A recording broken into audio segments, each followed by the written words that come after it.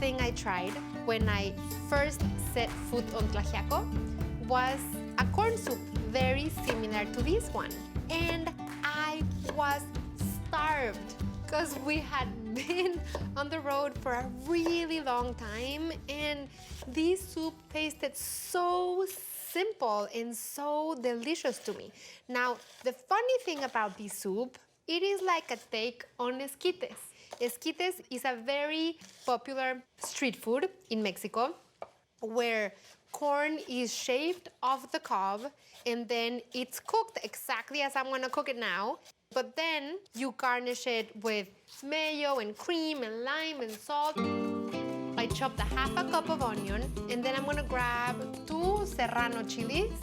If it is the first time that you make the soup, I recommend you add 1. You can also decide if you wanna remove the seeds. I'm keeping the seeds because I love the flavor and the heat. So I'm gonna add 2 tablespoons of butter and I'm gonna add 1 tablespoon of oil. I get a lot of questions about using chiles or peppers in recipes and how hot they're gonna be, if they're gonna be very spicy, if it's gonna be good for my kids. This is the thing. Chiles are a fabulous vegetable. Not only are they really nutritious because they're packed with vitamins, but they also speed up your metabolism. So if your kids are not eating as much as you'd want, and I don't know about you, but I love for my kids to eat a lot, and I'm always trying for them to eat more, chilies are appetite openers. Okay, so I am grabbing 5 ears of corn. So I'm cutting a lot of corn because it is a corn soup, and I don't like it when they give me a corn soup or a chowder of sorts and there's like 10 kernels of corn.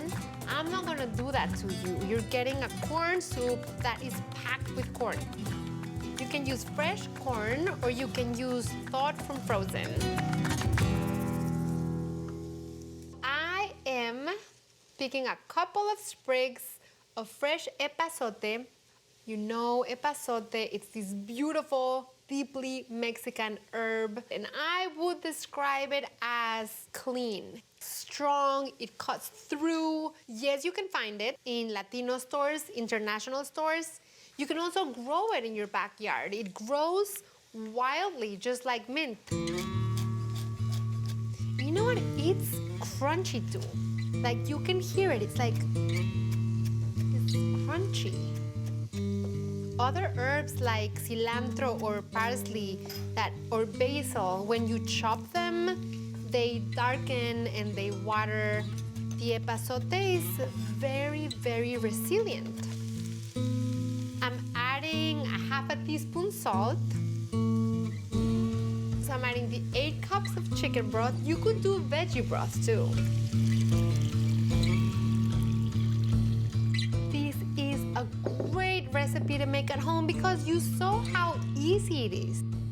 You are going to be increasing your corn soup repertoire, which you know you wanted to do. So now I'm gonna bring it to a simmer over medium heat, and I'm gonna cover it and let it cook for anywhere from 2 to 3 hours. Kidding, 7 to 8 minutes, nothing. I have my queso fresco for my corn soup. It smells like cornbread because it has the corn and the butter.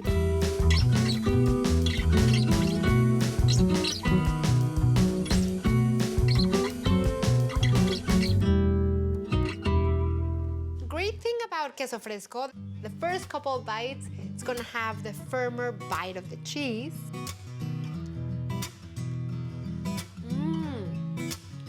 It has so much going on. So simple, has such few ingredients, but you can taste the sweet corn and it crunches, and then it has the cheese that's tangy and salty. And the broth is spiked with the epazote that tastes refreshing and a little bit minty. And the serranos are definitely there. It's not like a little kick, it's like a big kick, but that's because I put 2 chiles in there, but I love the heat.